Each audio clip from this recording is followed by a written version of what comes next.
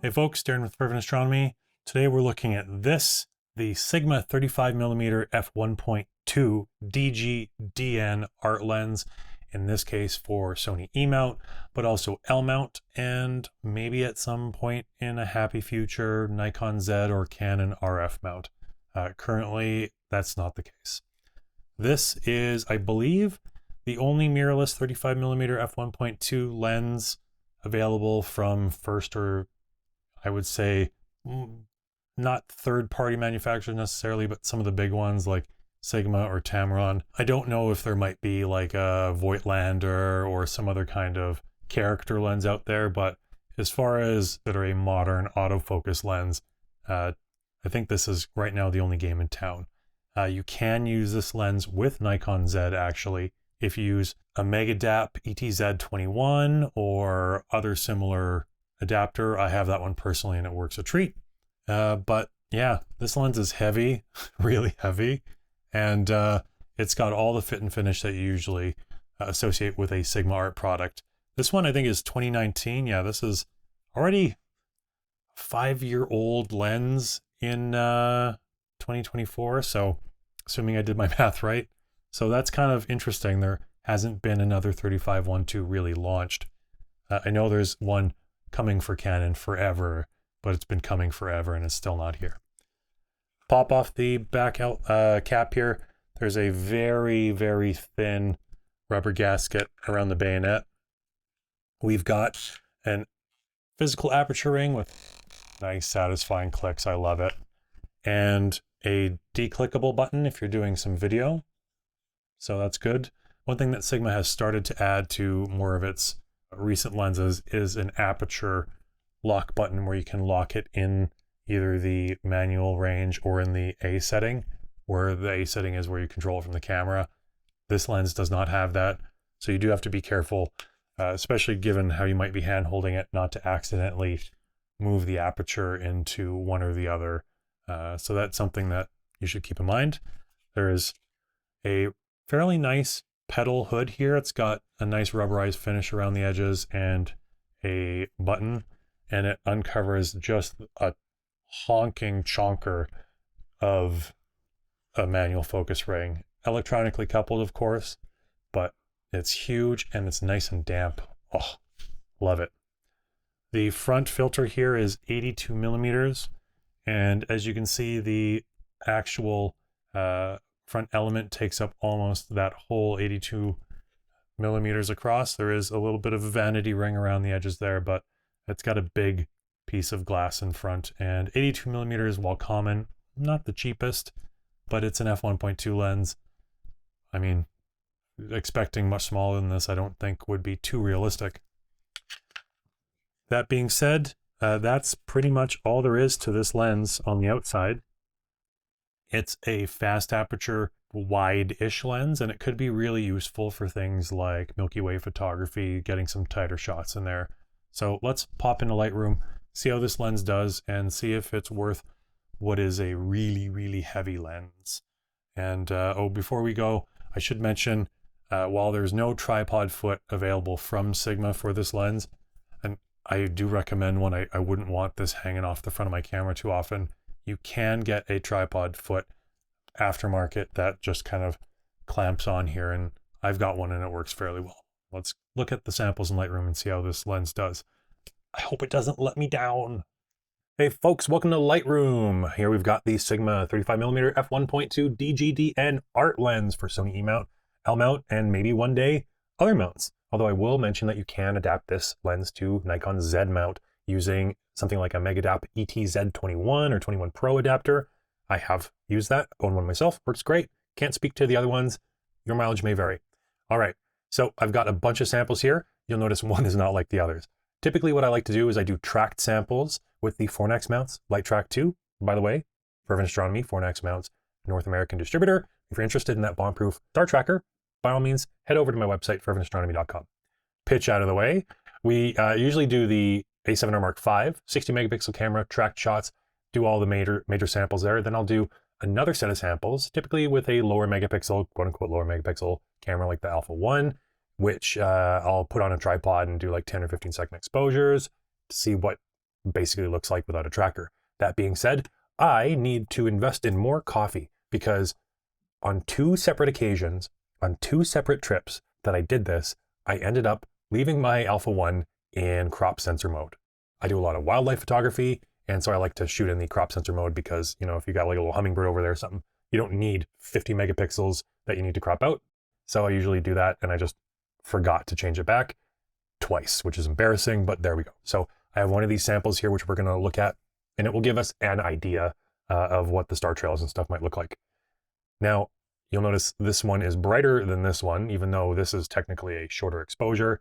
That's because the Alpha 1 is shot at ISO 500. The A7R Mark III is shot at ISO 320. Why? Well, it's called ISO invariance. Some cameras exhibit it, some cameras don't. It depends on how the sensor was made.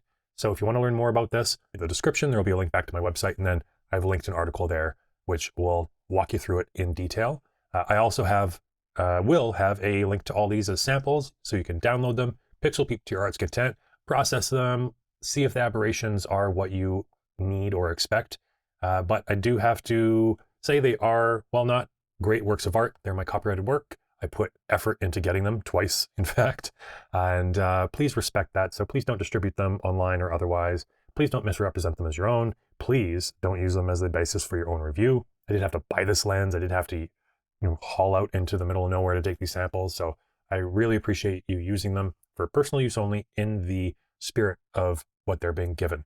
That being said, you can get all these full RAWs, just link in the description. ISO invariance, basically, this image is shot at 320. If I shot this exact same image at 60 seconds at f1.2 at ISO 6400, let's say, and then I brought it here in Lightroom and I boosted the 320 image up to match the 6400 image, they would be identical. I'd get the same noise performance. I'd get the same ability to recover the shadows. In fact, I would get the same everything, except I would get more from shooting at 320. Because if I had any stars or a galaxy core or a bright nebula that blew out, I would actually be able to better recover those highlights shooting at this base ISO. That's because with this camera, not all cameras, this camera and this camera, what happens is there's only 2 real ISOs, 100 and whatever the second one is, and the camera just digitally boosts the exposure afterwards. So if you ask it to shoot at 6400, it's taking this 320 image and it's just boosting the exposure, but then it's locking you into that exposure. So you might lose some highlights. That's why I like to do it this way. And it's all upside, no downside. The only downside is that you don't see it super bright on the back of the camera, but that's not the point. Anyway, let's look here. This is the shot from the Alpha 1. It's 15 seconds at f1.2. Again, this is a cropped, auto-cropped in camera. So if it were full frame, it would be something like this. So from that standpoint, well, what can we see? First of all, I don't see a lot of star trails. 15 seconds, 35 mil, 50 megapixels nominal. Yeah, that looks pretty good. I do see chromatic aberration. You see purple fringing on these stars. It's not a huge deal. That's going to be correctable in post. If we come back here to a full APS-C frame, also don't really notice the star trails too much. Maybe like a little here. This is going to depend on where in the sky you're pointed. This was straight up at zenith. So you're going to get a little bit more on one side than the other. But overall, I would say that this is pretty usable as far as something on a tripod. Let's zoom at 400%. Oh my gosh, we've got some star trails, but they're really not that bad. They're like 2 or 3 star diameters. We got a little galaxy here. Right on. Shoot this lens on a tripod, 35 mil, 50 megapixel sensor at least. No one at a normal viewing distance is ever going to know the difference. Now, we can't obviously say what would happen in the corners there, what the aberrations look like, but we'll get to that here in greater depth right now.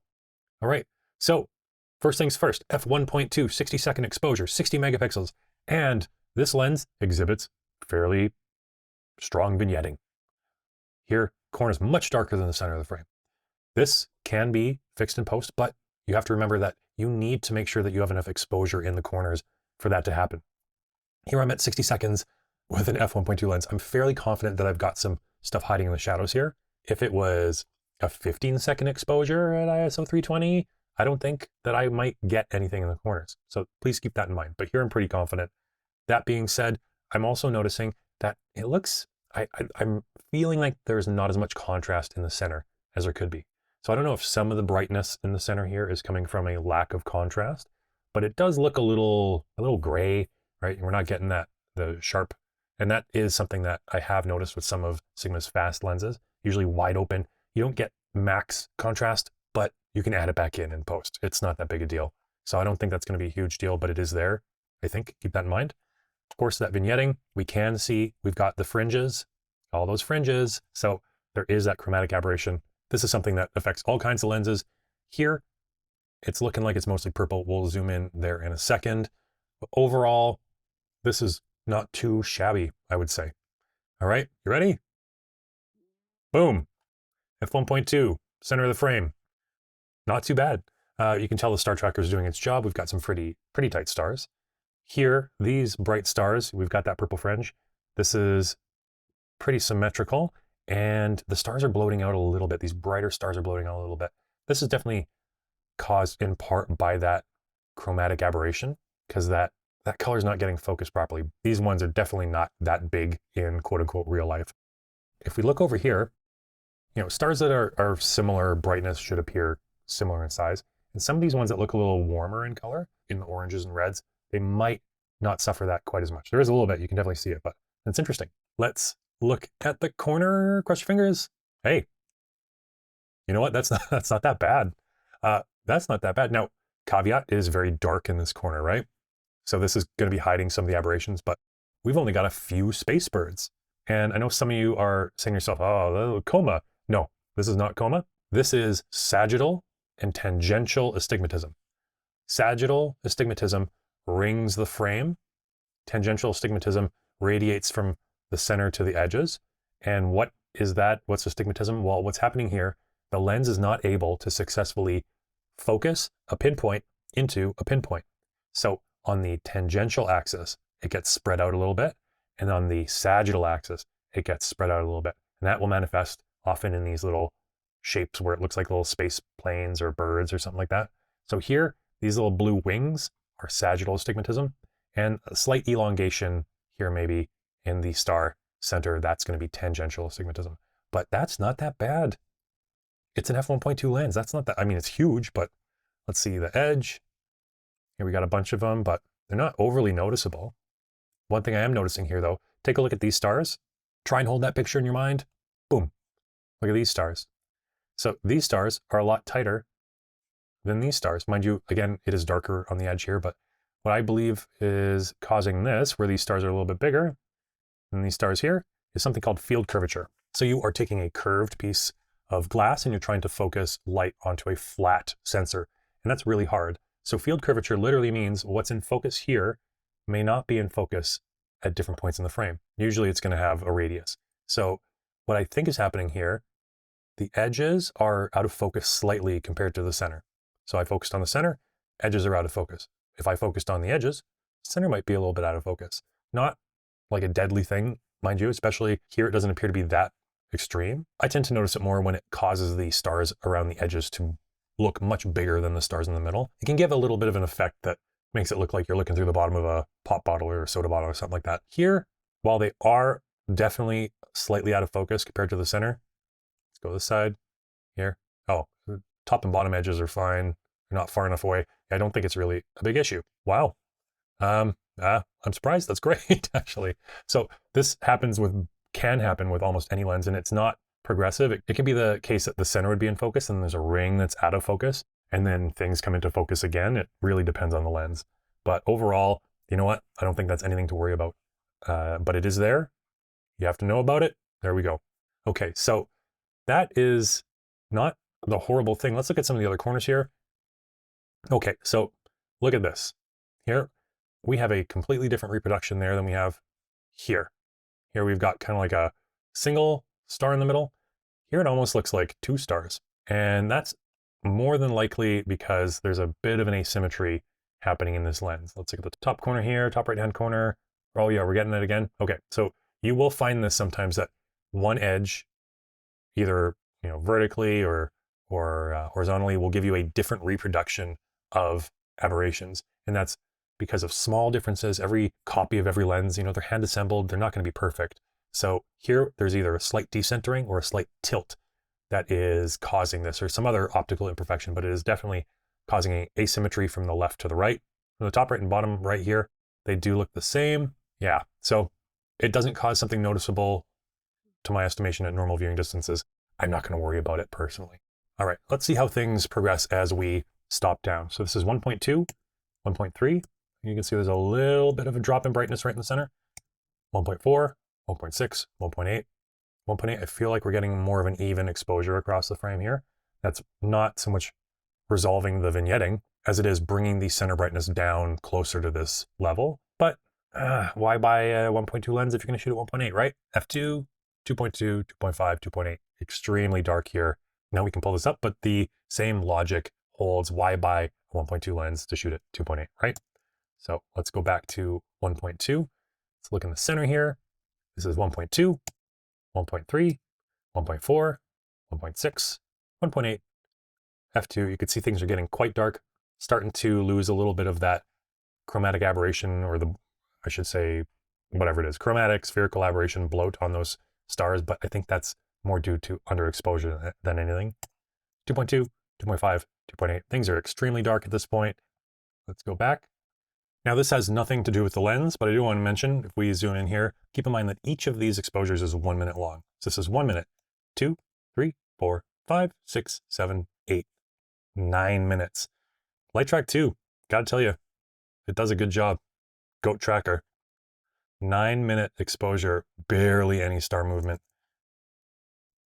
Now, this is at 35 mil, but you know, it is pretty good from my completely biased opinion. Anyway, I'll stop doing the sales pitch.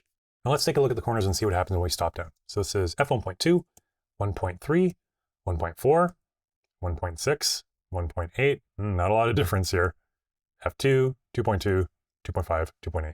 Now we're just really losing some exposure. You also aren't really completely getting rid of that sagittal astigmatism. This disappearance, for example, over here, I think is more to do with the fact that we're underexposing. So you know what? I don't see any corner benefit to stopping this lens down from a practical standpoint. Okay, let's look now at the develop module. And we're going to activate the profile corrections. Remove chromatic aberration. I don't see anything happening. Nothing happening. So we're gonna come over here, get our little defringe dropper. We're gonna go and click there. Boom, gone. Look at that, gone everywhere, basically. Let's see this star. This one was pretty, yeah. It's still got its little bit of bluish haze around it, but purples are resolved. Okay, so I think it's pretty clear that that's easy to fix. Mind you, this doesn't change the star shape, but let's look at things here. I'm just gonna pop it in black and white really quick. And are these stars that were bloated, are they causing a visual disturbance? Is it kind of ruining the effect of the image? I don't really think so. I think we typically expect stars to be bright. And I think in this case, they are. So I really don't think that that's causing any trouble. So turn that back to color. Yeah, I think we're pretty safe. We don't have a ton of Photoshop headache ahead of us if we're going to come through and like fix each and every one. Normal viewing distance, I think they look fine. Profile corrections, done. I mean, not done, but boom. What do you want? All right, this one's a good one. Sometimes they're not so great. Definitely cleans up the vignetting. Here, you got to remember we got the Milky Way happening here. We've got the corners here in the top right especially are going to naturally be darker. But overall, I think the vignetting is acceptably taken care of. You might want to come over here and clean it up a little bit more manually, but I think that's pretty good. The other thing, there is a geometric transformation happening, right? You can see that. So this lens has barrel distortion. So the middle of the frame almost bulges out at the viewer, and the edges kind of almost are pushed away from the viewer. When we enable the profile corrections, what happens is it flattens the image. The center gets kind of pushed away, and the edges and corners get transformed such that it brings them towards the viewer and fixes the distortions. You do lose a little bit of focal length when you do that, and I'll show you right this second. So we're just gonna zoom out. You can see this is how it is fixing the distortions. It's transforming things by pulling the corners out a little bit.